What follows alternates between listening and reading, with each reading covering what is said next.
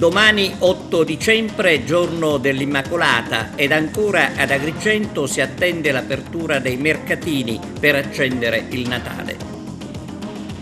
Intanto a Fontanelle, chiesa e comitato di quartiere pronti a far vivere il Natale.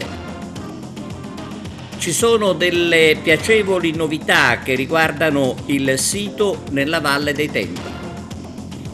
Ai nostri microfoni il presidente Achille Furioso sui 100 anni dell'ordine. Concluso a Palermo il convegno di studi pirandelliani, ad Agrigento rimane il rammarico per aver perso l'importante appuntamento.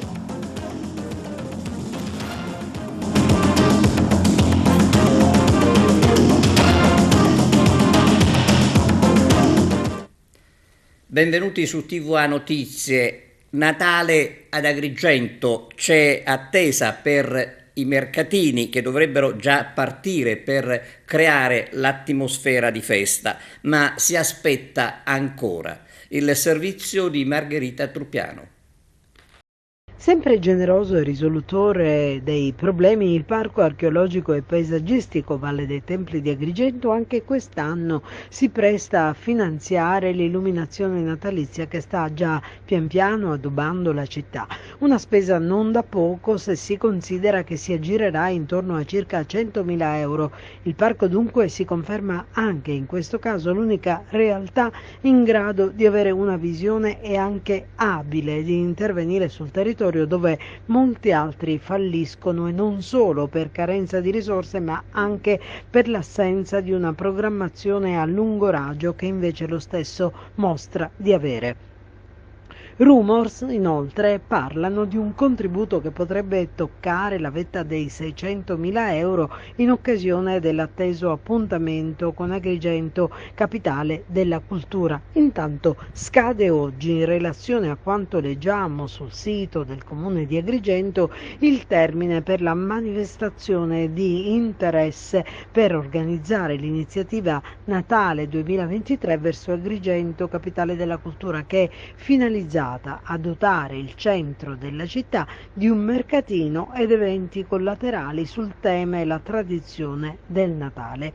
E a quanto si intuisce potrebbe essere una vera e propria corsa contro il tempo, perché l'avviso pubblicato sul sito del comune afferma che la data in cui si svolgeranno i mercatini partirà proprio oggi, dunque quella in cui c'è ancora tempo per presentare le istanze.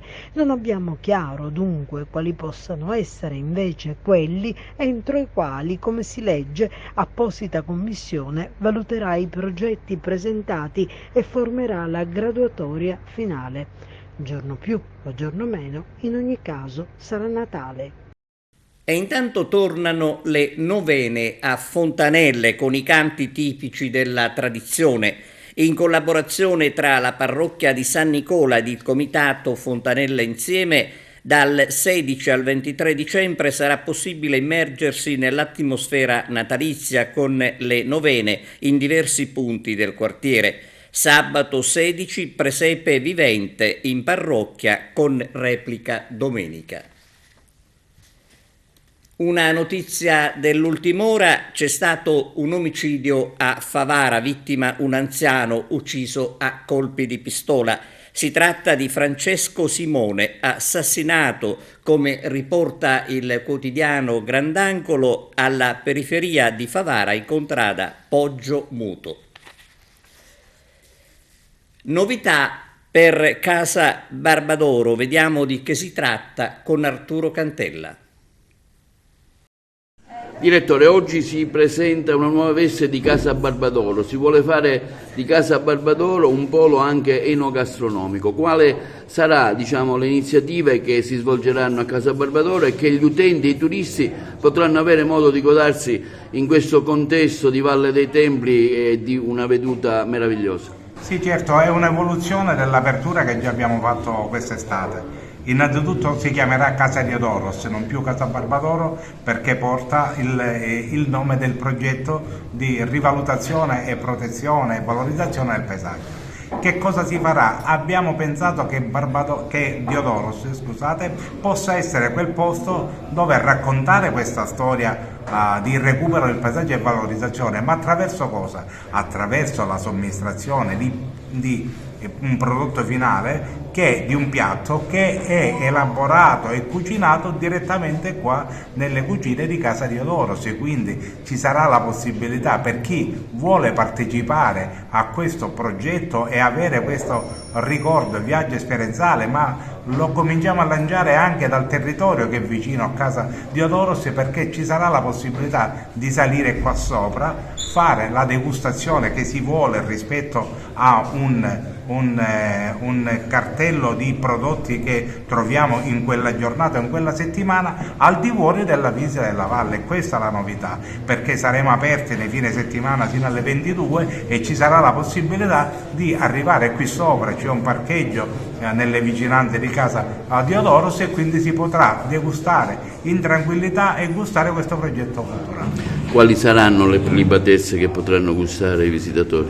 Beh, a partire da quello che produciamo con i prodotti di Diodoros, per esempio dalle ultime arrivate, ma non meno importanti, le nostre farine, il nostro olio, il nostro miele, i nostri prodotti del paniere di Diodoros, e quindi la nostra cucina, che è stata organizzata per avere anche la possibilità di ospitare in un numero di 15 visitatori e assistere alla preparazione, ma si prepareranno il cibo, si preparerà con i prodotti della terra di Diodoros, la nostra pasta, quindi la farina ha portato la pasta e quindi ha portato un ulteriore ampliamento della offerta del progetto Diodoros, che qui oggi si ha la possibilità di vedere, degustare al di fuori della visita alla valle. Ecco, chi vuole usufruire di questa possibilità cosa deve fare?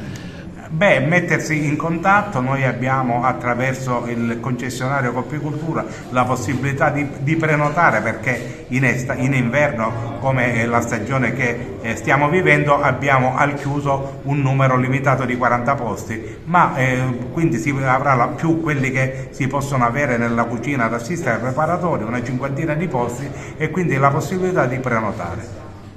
Fabio Gulotto è il coordinatore delle attività di Diodoros. Oggi Diodoros si presenta con una nuova veste. Ecco, quanto è importante e cosa offrite anche ai visitatori che hanno la possibilità di venire qui a Diodoros? Allora, l'amministrazione ha ben pensato e deciso di aprire all'esterno, non solo ai visitatori che accedono dalla valle. Questa è una casa di contadini, Casa Barbadoro, legata alla famiglia di questo posto. È una casa di contadini, dicevo, quindi la filosofia sarà un po' legata assolutamente a una cucina contadina, povera e soprattutto del territorio. Saranno gli attori principali gli ingredienti del progetto Diodoros, quindi l'olio, i capperi, il miele, cucina semplice con un format molto banale per certi versi, ma incisivo, e soprattutto un prezzo fisso, abbordabile per tutti, e che nei prossimi giorni si aprirà al pubblico della città. I 100 anni dell'Ordine degli Ingegneri. Arturo Cantella ha intervistato il presidente dell'Ordine di Agrigento, Achille Furioso. Sabato pomeriggio in un noto albergo cittadino una manifestazione per festeggiare i 100 anni dell'Ordine e quelli più anziani. Ma al di là di questo, quanto è importante il valore dell'Ordine degli Ingegneri, quello che fa sul campo, insomma in generale? Sì, è un giorno importante, celebriamo i 100 anni dall'istituzione dell'Albo degli Ingegneri, che risale al Regio Decreto del 1923. Sarà presente con noi per l'occasione il presidente nazionale degli Ingegneri Mimmo Perrini, il consigliere segretario Giuseppe Margiotta, per ricordare, ed è per noi un grande onore averli qui ospiti di Agrigento, quanto si è fatto come ingegneri per lo sviluppo del nostro paese Italia. Lo abbiamo fatto con nomi di spicco, basti ricordare Nervi, basti ricordare Morandi, per ricordare quanto importante sia stato il contributo dei illustri ingegneri per il nostro paese. E ovviamente è importante anche perché queste sono diventate ormai opere d'arte per noi. Ma l'Ordine degli Ingegneri si è evoluto ovviamente tantissimo negli anni ed è ed ha anche cambiato modo di apporsi nei confronti del territorio. Oggi abbiamo anche cambiato modo di approcciare, perché oltre a curare la professionalità e quindi la crescita culturale dei nostri professionali, dei nostri iscritti, abbiamo anche voluto porci nei confronti del territorio come interlocutori attivi delle istituzioni e degli altri stakeholders. Basti pensare che l'Ordine degli Ingegneri a livello territoriale interviene su fattori, su eventi di importanza non solo per la professione ma anche per il territorio. Basti ricordare quando nel 2018 si voleva abbattere il ponte Morandi di Agrigento e noi siamo intervenuti stigmatizzando il fatto che chi, pur non avendo le competenze, avesse lanciato l'idea di demolirlo perché stava per crollare e ancora invece è in piedi. Subito dopo invece grazie al nostro intervento anche Legambiente ed altri ordini professionali hanno aderito alla nostra idea che devono essere gli strutturisti, gli ingegneri, attraverso una diagnosi adeguata, comprendere, a stabilire se quella data opera d'arte, quella data struttura debba essere demolita oppure andava risanata, per così come poi si è deciso di fare. Ma lo facciamo anche intervenendo su altri temi, come oggi tanto si parla di infrastrutture. Ricordiamo che il 30 ottobre 2021 abbiamo voluto convocare tutte le forze politiche, sindaci, deputati della provincia di Agrigento a parlare delle infrastrutture in provincia di Agrigento. Abbiamo avuto al Teatro Pirandello il sottosegretario alle infrastrutture, abbiamo avuto l'assessore regionale alle infrastrutture e abbiamo chiesto un po' conto e ragione perché per la provincia di Agrigento non fossero stati previsti fondi con il PNRR per le infrastrutture. In quell'occasione abbiamo firmato un manifesto assieme ad altre ordini professionali, quindi geologi, architetti, agronomi, forestali, geometri laureati e periti agrari, in cui oltre a rilanciare l'idea che oggi è tornata di nuovo in auge ancora con maggiore forza, quella del ponte sullo stretto, abbiamo parlato di come secondo noi bisognava varare un piano normativo speciale di sviluppo della provincia di Agrigento e di completamento delle opere stradali grandi. Noi subiamo ancora i problemi della 189, della strada 640 che non è ancora completata, abbiamo rilanciato la tangenziale nord di Agrigento che è ancora in fase di studio. Noi pensavamo sostanzialmente che Agrigento meritava una linea privilegiata per la procedura di affidamento dei lavori, in modo tale da rendere gli agrigentini in grado di uscire da questo gap infrastrutturale in cui si versa veramente da tanti anni. Ma soprattutto abbiamo anche rilanciato, in quanto opera facilmente realizzabile in poco tempo, quello dell'aeroporto della provincia di Agrigento, della parte sud-occidentale della Sicilia, perché riteniamo che Agrigento meriti, al di là del fatto che è stata designata capitale della cultura 2025, una infrastruttura perché non è costosa, perché riteniamo che sia un segnale importante per questo territorio, senza il quale non si può ovviamente sviluppare l'economia e il turismo di questo territorio.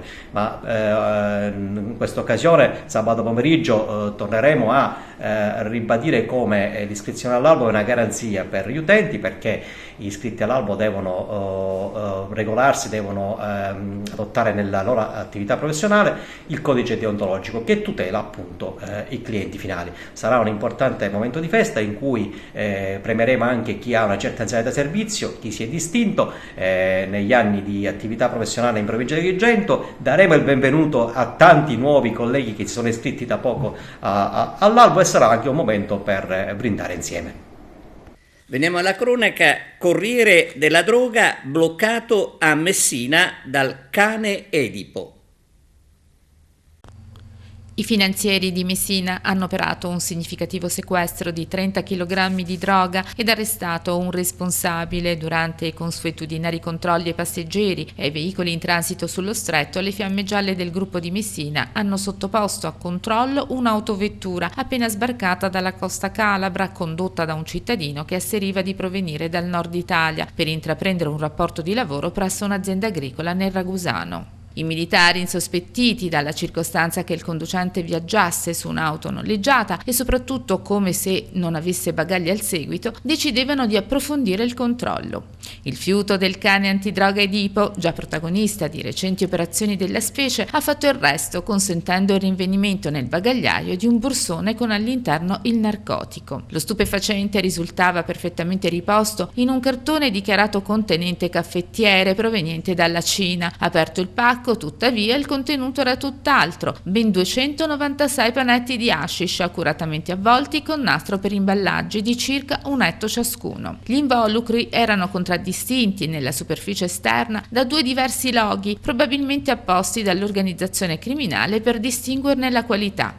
La droga avrebbe consentito la realizzazione di un ipotetico guadagno illecito di oltre 300.000 euro. Sulla base delle risultanze investigative, che dovranno comunque trovare conferma in dibattimento nei successivi gradi di giudizio, resta il generale principio di non colpevolezza sino a sentenza passata in giudicato. L'indagato, gravato da significativi precedenti per traffico di stupefacenti, è stato tradotto in arresto ed associato alla locale casa circondariale di Gazzi a disposizione dell'autorità giudiziaria di Messina. Denunce e sanzioni per alcuni imprenditori di Palma di Montechiaro ritenuti responsabili di diverse violazioni. Arturo Cantella. Come ormai annualmente accade, l'Arma dei Carabinieri, attraverso i reparti specializzati, conduce particolari campagne di controllo nell'ambito di specifici settori. In particolare, nei mesi che vanno da ottobre a dicembre, le attività si sono concentrate sulla molitura delle olive e conseguentemente sull'annoso smaltimento delle acque e di vegetazione.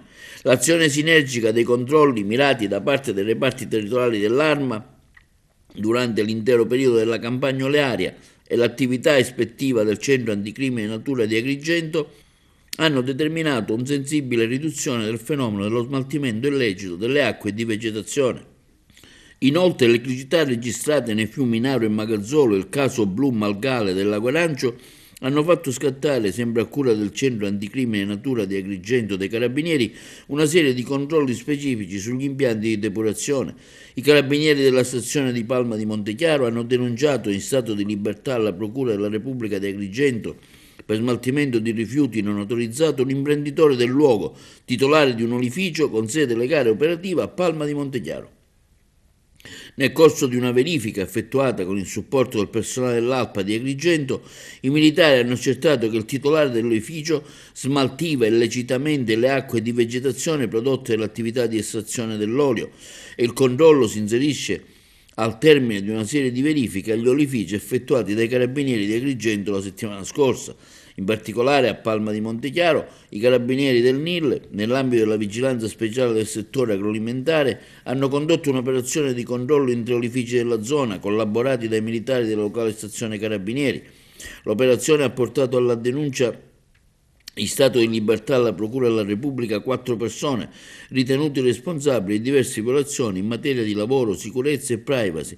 Si tratta di 3 titolari amministratori di olifici accusati di aver installato sistemi di videosorveglianza privi di ogni autorizzazione, un titolare di una ditta di riparazione di impianti oleari accusato di aver omesso di sottoporre i lavoratori a sorveglianza sanitaria e di aver omesso di consegnare dispositivi di protezione individuale. Inoltre è stato individuato anche un lavoratore italiano in nero. L'intervento ha comportato anche la comminazione di ammende per complessivi 32.858.000, la contestazione di sanzioni amministrative per 3.600 euro. È in corso altresì una verifica sulla posizione di 6 lavoratori impiegati presso gli olifici controllati. I carabinieri stanno accertando inoltre le regolarità dei rapporti di lavoro, delle retribuzioni, delle contribuzioni, delle assicurazioni. I suddetti controlli e ispezioni continueranno anche nelle prossime settimane. Violenza sulle donne. Il sindaco di Palma di Montechiaro esprime solidarietà e parla di atteggiamenti inqualificabili.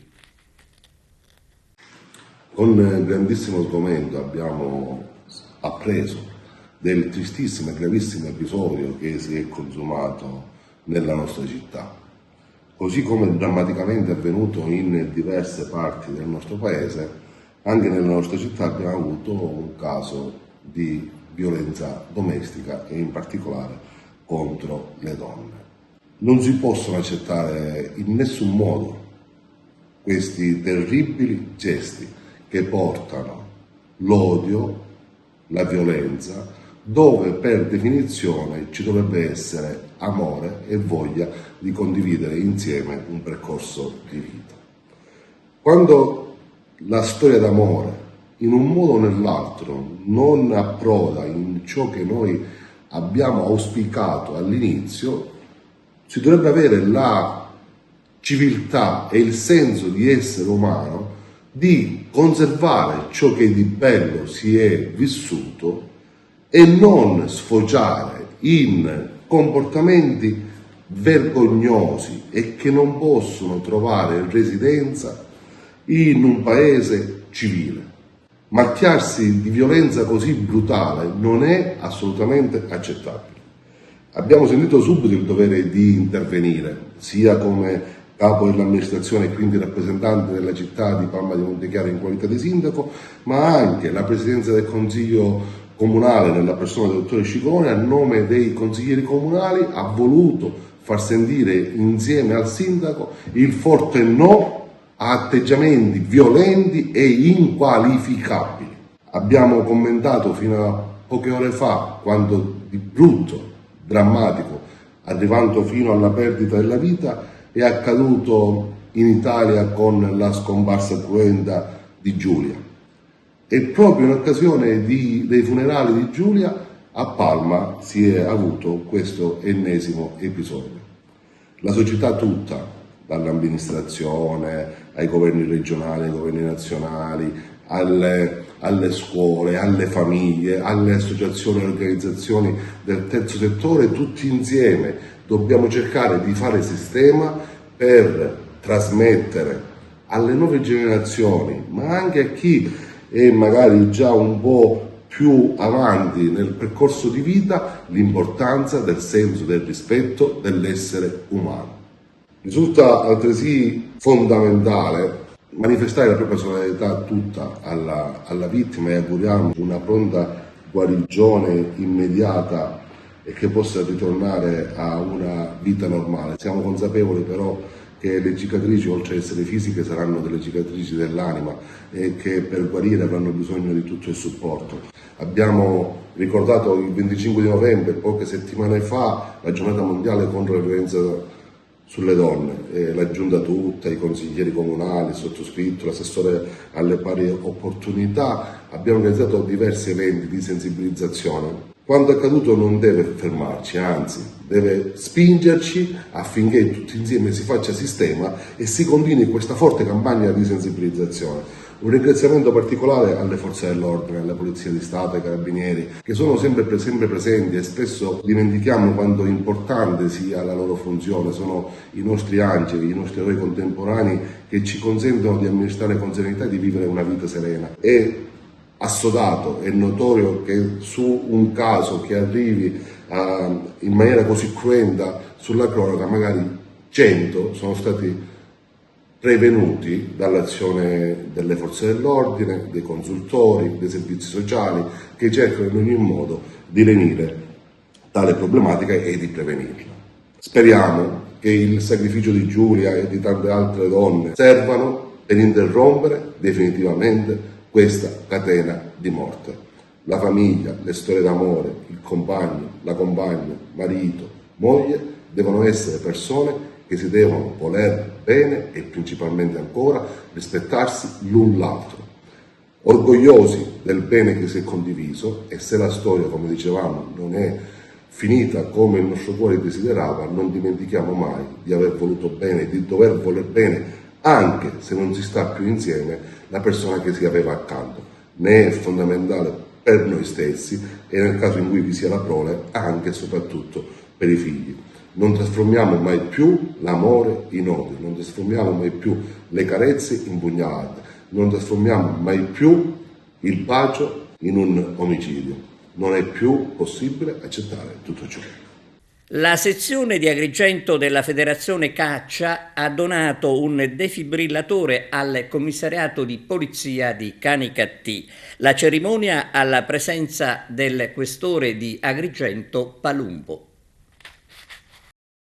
defibrillatore è molto importante, ancora più importante il gesto dell'associazione Caccia che l'ha donato. Assolutamente, un gesto estremamente importante e gradito, perché costituisce un presidio sanitario di assoluta importanza non soltanto per il commissariato e il suo personale, ma anche per la cittadinanza, perché essendo un dispositivo trasportabile va ad arricchire quelli che sono i nostri interventi di controllo del territorio sulle emergenze, anche con la possibilità nel caso specifico di effettuare degli interventi salvavita con personale che naturalmente è adeguatamente formato all'utilizzo dello strumento. Un'altra cosa importante è il valore della motivazione che ha spinto a questo gesto, che è stato un intervento di una parte spesso poco conosciuta del nostro lavoro, che è quello della polizia amministrativa, ma io credo che forse su questo il dirigente del commissariato potrà sicuramente essere più preciso di me. Sì, è un gesto appunto importante, uno per il valore che ha e per la possibilità che ci dà in termini appunto di aiuto all'utenza, ma soprattutto perché ripaga anche i colleghi di tutti gli sforzi e il lavoro che fanno quotidianamente nel dare risposte anche da un punto di vista, come diceva il signor Questore, da un punto di vista amministrativo di quella che è una delle nostre prerogative. In più ci dà una possibilità di dare un immediato intervento salvavita alle persone con operatori che, grazie anche allo sforzo che sta facendo l'amministrazione, sono adeguatamente formati per farlo. L'importanza di questa donazione, perché l'avete fortemente voluta? Ma guardi, l'importanza è visto e considerato che il personale del commissariato è sempre in giro, sempre con le pattuglie, e quindi è necessaria qualcosa del genere, avere qualcosa in macchina o anche pronta all'uso. Speriamo, di non usarlo mai, è giusto, però voglio dire, sono delle cose che sono necessariamente utili e abbiamo pensato di fare questa donazione anche come associazione, in modo da poter avere la possibilità, se necessario, di salvare qualche vita. C'è stata anche una collaborazione con gli uffici del commissariato? Sì, c'è stata una collaborazione. Lei deve sapere che noi i porto d'armi per uso caccia vengono rilasciati al commissariato. Abbiamo visto anche la collaborazione, la sintonia che c'è stata tra la parte dell'ufficio Pasi e quindi noi come associazione. Infatti per questo voglio ringraziare sia il dirigente sia il questore sia anche i funzionari dell'ufficio Pasi, l'ispettore alla vita Bannera, quindi la signora Rita, che mi hanno sempre collaborato per quanto riguarda tutti i porto d'armi, quindi che abbiamo noi presentato come rinnovo e come rilasci. Inaugurata a Porto Empedocle una pilotina per il servizio di appoggio ai mercantili in entrata e in uscita dal porto, il servizio di Giuseppe Moscato. Si inaugura oggi la nuova pilotina del pilota del porto, sicuramente un'aggiunta importante per l'operatività generale del porto per quanto concerne il supporto in entrata e in uscita delle navi che lo frequentano. Sì, ha detto bene, è una pilotina che è importante per il porto, perché oltretutto è molto più performante rispetto alle due attualmente a disposizione, quindi nell'ottica dell'implementazione della sicurezza del porto è un passo avanti, anche in prospettiva dello sviluppo che il porto di Porto Empedocle avrà. Come sappiamo già è un porto abbastanza vivo dal punto di vista dei traffici, però in prospettiva dovrebbe registrare un aumento dal punto di vista del traffico crocieristico. E poi per la Capitaneria di Porto Guardia Costiera è un elemento particolare, in quanto prima era vostra. Non era nostra la pilotina, era nostra l'unità, perché questa è un'unità che era una motovedetta, la 819, che è stata acquistata all'asta dal pratico locale e trasformata con un impegno, immagino, non indifferente dal punto di vista economico, in una efficiente pilotina. Una nuova pilotina vuol dire più operatività, più sicurezza, insomma sicuramente un aspetto importante per il porto di Porto Empedocle. Sì, è stato deciso di implementare il numero delle pilotine tra Porto Empedocle e Licata in modo da avere sempre una barca efficiente che possa sostituire durante il periodo dei lavori le altre 2 barche operative.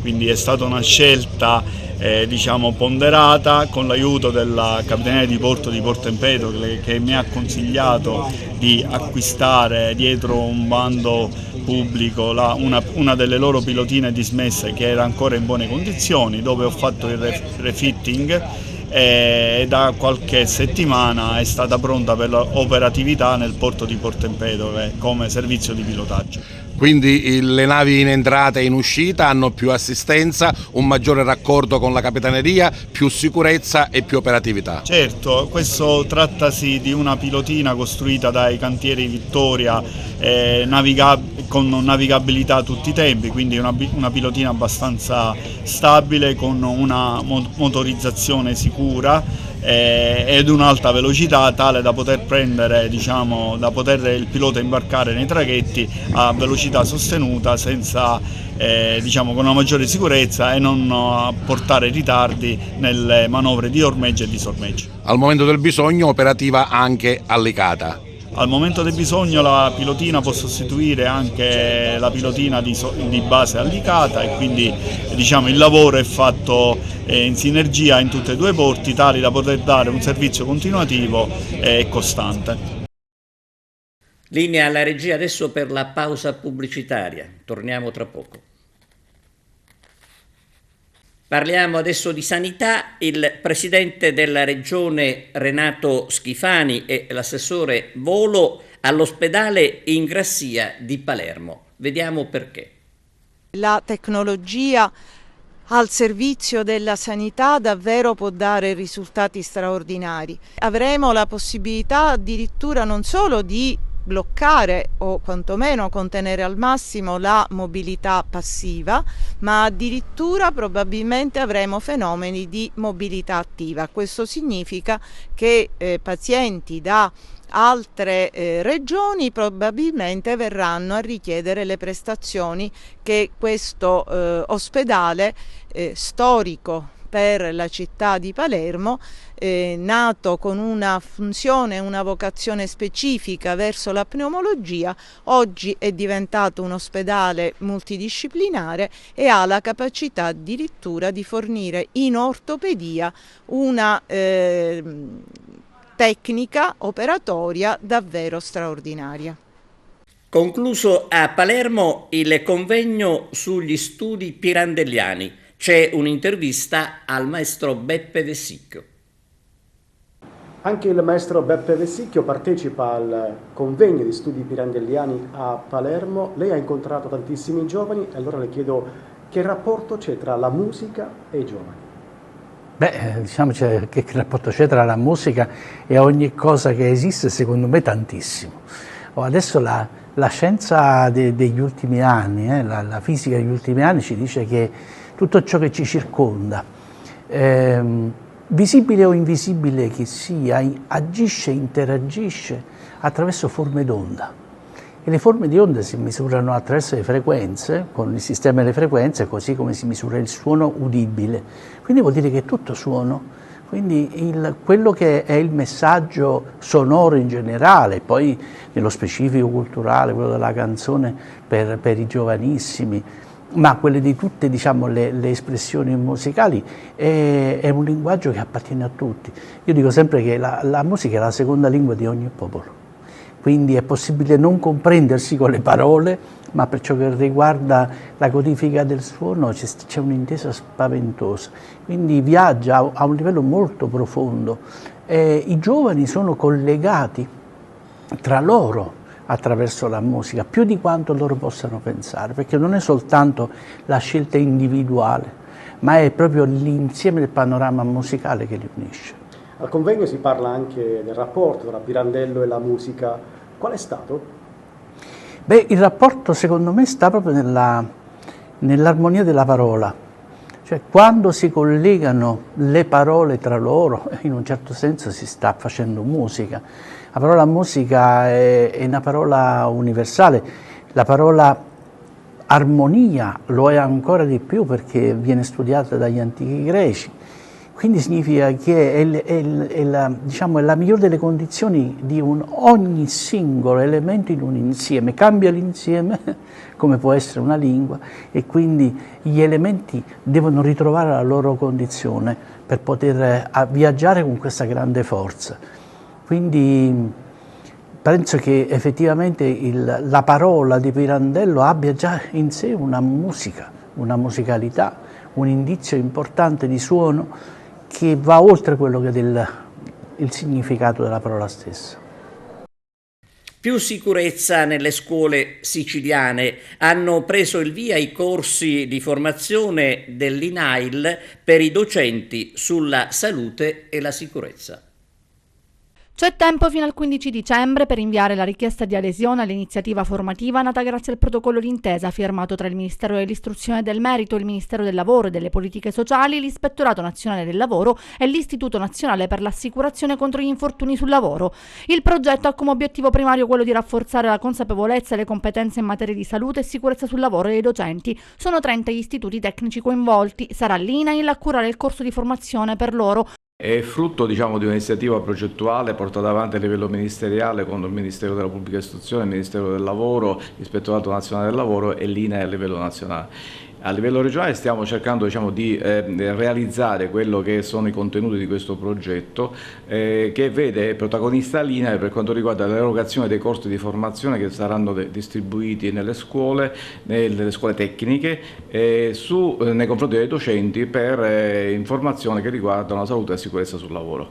Quindi da questo punto di vista sarà un momento importante perché vengono riconosciute da un lato le competenze tecniche dell'istituto e dall'altro c'è la possibilità di divulgare quello che sono i concetti, ma anche quello che diffonde anche quello che è la cultura della sicurezza nei confronti dei docenti e di conseguenza anche nei confronti degli studenti. In particolare l'erogazione in presenza o a distanza e l'aggiornamento triennale per i docenti formatori nelle aree tematiche normativa, giuridico-organizzativa, nell'area dei rischi tecnici, igienico-sanitari e nell'area della comunicazione. La formazione su base volontaria sarà rivolta ai docenti degli istituti tecnici e professionali che i dirigenti scolastici individueranno. Questo è anche, consolida gli interventi che noi stiamo realizzando a livello regionale anche con l'ufficio scolastico regionale, attraverso il quale abbiamo realizzato un protocollo d'intesa a livello regionale e dei progetti che vedono appunto protagonista l'istituto assieme e a fianco all'ufficio scolastico regionale proprio nell'ottica di presentare progetti che in qualche modo coinvolgono non solo i docenti ma anche gli studenti. Il progetto che verrà presentato in occasione del rapporto annuale INAIL che si svolgerà il 12 di dicembre prevede la presentazione di un nuovo progetto sperimentale che vedrà per la prima volta coinvolti i ragazzi come rappresentanti della sicurezza ed è un'idea che abbiamo realizzato assieme all'ufficio scolastico regionale e cerchiamo di verificare la estensibilità anche alle altre scuole, agli altri istituti. Da un lato c'è il primato per la dispersione scolastica e gli ultimi posti in classifica per i servizi offerti, come il tempo pieno. Dall'altro si sta decidendo di tagliare quasi 100 scuole. In Sicilia verranno così eliminati 93 istituti scolastici di ogni ordine e grado. Si tratta del cosiddetto piano regionale del dimensionamento della rete scolastica, che è stato definito nel corso della conferenza regionale che si è svolta presso la sede dell'assessorato all'istruzione. Nel dettaglio verranno soppressi 19 istituti in provincia di Palermo, altrettanti a Catania, 11 a Messina, 7 a Caltanissetta, 5 ad Enna, 9 ad Agrigento, 9 a Trapani, 6 a Ragusa e 10 a Siracusa. Il tutto per effetto dei tagli imposti dal governo Meloni alla Sicilia con il bilancio 2023. L'intenzione è risparmiare sugli stipendi di presidi e direttori dei servizi amministrativi, un dimensionamento inteso come percorso inevitabile chiesto dalla stessa Unione Europea e finalizzato ad ottenere finanziamenti del PNRR. In particolare, i nuovi parametri prevedono che entro 2 anni ogni istituto scolastico abbia almeno 900 alunni. I tagli hanno però suscitato il coro di proteste da parte delle organizzazioni sindacali. Eravamo preoccupati e avevamo criticato la scelta di sopprimere 93 istituti scolastici in Sicilia, eppure da mesi le rappresentanze presenti nelle conferenze territoriali con competenza e responsabilità avevano lavorato per fare coincidere l'obiettivo di razionalizzazione della rete scolastica con l'esigenza di non penalizzare oltremodo l'offerta agli studenti e alle famiglie, per evitare di indebolire la capacità operativa delle scuole coinvolte. Si poteva fare meglio per qualità e per quantità e ora temiamo che a risentirne sarà proprio la qualità del servizio, commenta Francesca Bellia, segretaria generale CISL Scuola Sicilia. E nel frattempo ha anche raggiunto 5.000 firme in pochi giorni la petizione lanciata su change.org da USB Scuola contro la scomparsa di 19 scuole a Palermo e provincia. Il presidente del Sindacato Generale Scuola, Nino Calandrino, fa notare che in una crisi strutturale come quella che stiamo attraversando, economica, sociale, culturale, c'è bisogno di più scuole, di più collaboratori scolastici, di più docenti e assistenti amministrativi e non di tagli. A Trapani bisogna tenere conto delle istanze espresse dal territorio, solo così si può combattere la dispersione scolastica e l'abbandono precoce del percorso formativo, affermano invece i segretari provinciali di Trapani e Castelvetrano, Giovanni Oliva e Francesco Napoli. Le organizzazioni sindacali non ci stanno, non chiedono tagli ma interventi strutturali in una scuola, quella siciliana, che per lo Svimez non ha risultati lusinghieri, anzi la Sicilia è all'ultimo posto in Italia per dispersione ed è ultima per asili nido, tempo pieno, mense scolastiche, il tutto nonostante gli interventi del PNRR. Il piano di dimensionamento e razionalizzazione provinciale della rete scolastica di ogni ordine e grado è oggetto di discussione nell'ambito di una proposta elaborata dall'ufficio scolastico provinciale. Nella formulazione della proposta, scrive la dirigente dell'ufficio Antonella Vaccara, si è proceduto anche ad un confronto con un tavolo tecnico costituito da dirigenti scolastici al fine di effettuare una puntuale valutazione delle istanze del territorio, delle dinamiche socio-economiche e del trend demografico, nonché con le organizzazioni sindacali. La scelta è stata quella di aggregare più scuole in istituti comprensivi, sopprimendo le direzioni didattiche e le scuole medie ancora autonome. Abbiamo concluso, vi ringraziamo per la vostra attenzione e arrivederci.